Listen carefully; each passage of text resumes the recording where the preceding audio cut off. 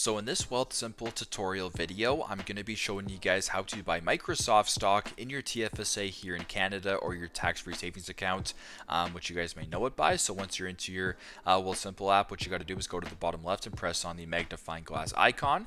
Go to the top search bar here, press on the search bar. Then as I mentioned before, type in Microsoft. So MICRO.